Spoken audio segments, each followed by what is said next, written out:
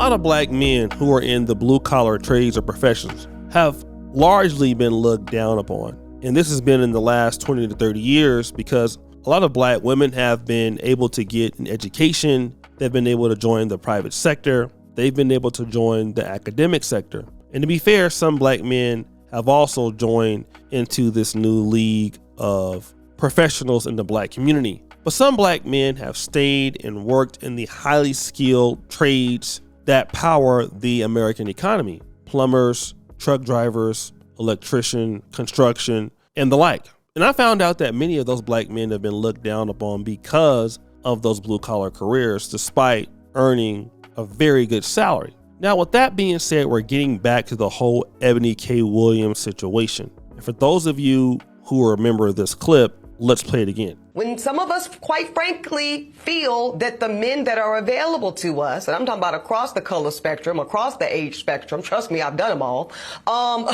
they are not positioned to protect nor provide because of some of the statistics we just talked about. They're not earning the incomes. They're not having the resources, and some of them are not even showing up in the leadership.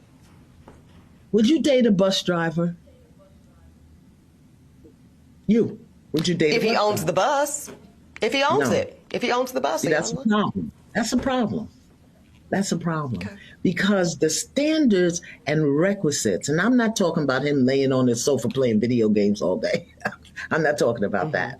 But the standards and the criteria that we use to measure men is off for who we are as women and who they are in this society. You see, that's Ebony K Williams not saying, or she's not denying the fact that she wouldn't date a blue collar man. She's just saying she wouldn't date a bus driver who didn't own the bus. But for many black men, it's just like saying, well, okay, for the normal blue collar guy, you wouldn't give us a chance, even though we could be possibly owning something else, just not that bus. Now, I want to make particular shout out to brother RPM.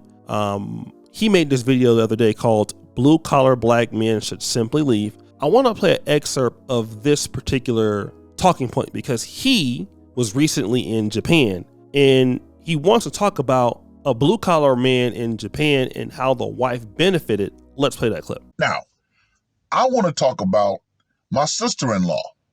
Yeah, the meat sack's sister and her husband, and how she actually won the bag. You see, she married a fisherman. Now, of course, as black men, we're typically not fishermen. However, that is a very lucrative business. Now, she first married her husband. He was just a low-level employee at a fishing company. However, he had aspirations. But guess what? She stuck with him. Of course, you know, through the meat sack telling me all of this, times were not good. Times were bad.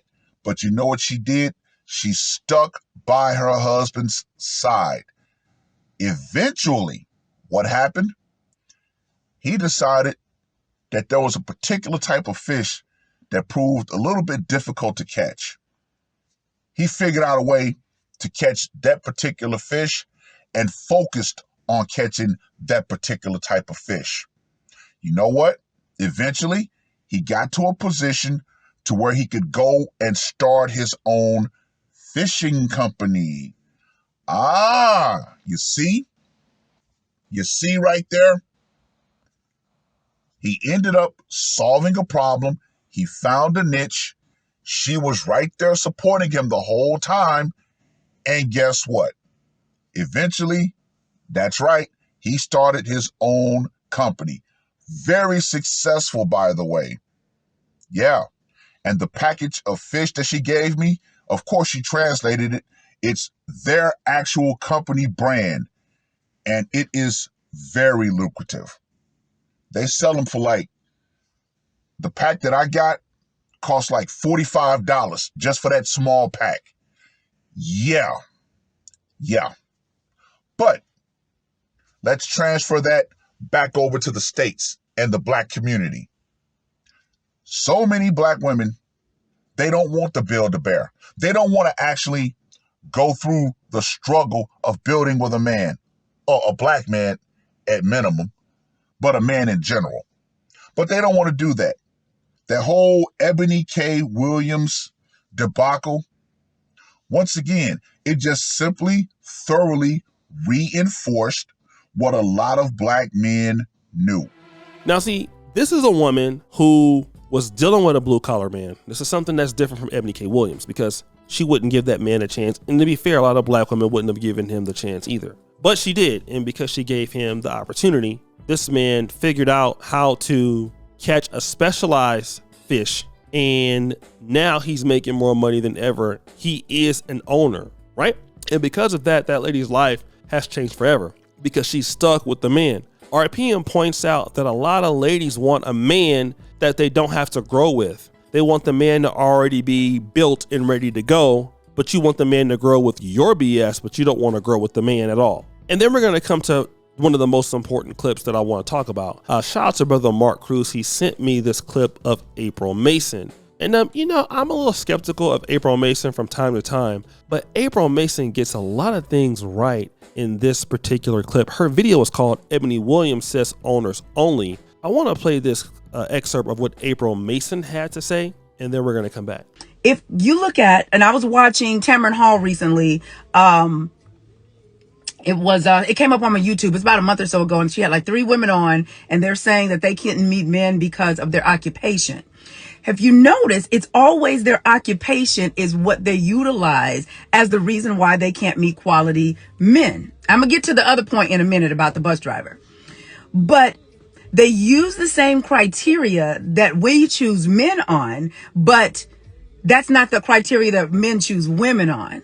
So when I heard her say, no, I would just off the rip, no, I wouldn't date a bus driver, it got me to thinking, and I've dealt with thousands of women. I've coached millions of women every single day in this area. And I try to give you a different perspective. So why is it, ladies, that the only criteria that you have for a man is if he matches you financially or your career wise? I'm curious about that because to automatically say, no, I wouldn't date a bus driver, I wouldn't date a plumber, I wouldn't date an electrician, I wouldn't date like blue collar men without going in depth to see how long has he been on this job? Does he have a pension? As a woman that has dated multimillionaires and I've dated blue collar men, one of the things that I noticed with the blue collar men, depending on who you choose, a lot of them have money in the bank. A lot of them, if you're vetting properly, when you start looking at the pension, when you start looking at, oh yeah, I've been on my job 20 years, I've been driving the bus 20 years, and you look at how they started from the bottom, now we're here. And then, for instance, I can speak from a person that I dated, a while ago, and he had retired from the military for 20 years. Then he went to FedEx and he worked at FedEx for 20 years. So a military FedEx, blue collar guy. Until I went by the house and he invited me over for dinner. He had a big 8,000 square foot home. And I'm like, okay. He had investments. I mean, he had the best lawn. His curb appeal was amazing. But he enjoyed being in the military and he enjoyed working at FedEx. So I think what's happening is when you hear the job title, you're not vetting to look deeper, to say, okay, he's been on this job for 15 years. He has some seniority. These type of men, they normally, in my opinion, from dating multimillionaires and dating blue collar men, they normally have a set routine and they actually have more time for you, right? From my experience, a lot of them, I'm not talking about the ones that's just starting. I'm talking about the ones that have been on their jobs 10, 15, 20, 30 years. That's what I'm talking about. They normally have investment properties. They normally have some type of hobbies. They might drive their truck, their work truck every day. But when you go to the house, baby, you might see a BMW. You might see some type of Mercedes Benz, something that they drive on the weekend. But like I said, they normally have a set routine and they have the time for you. They also show that they can have stability. They've been on their job. Some say, well, you know what? That's a low class job. But Are you vetting properly? I can understand, if he's just a bus driver and he doesn't have anything going on. He's not ambitious. He doesn't, all he's want to do is, be the bus driver, and he's living not at a standard that you would set for yourself. That's a different kind of guy. But if you actually vet these blue collar men that's been on their job 10, 15, 20 years, baby, they have benefits.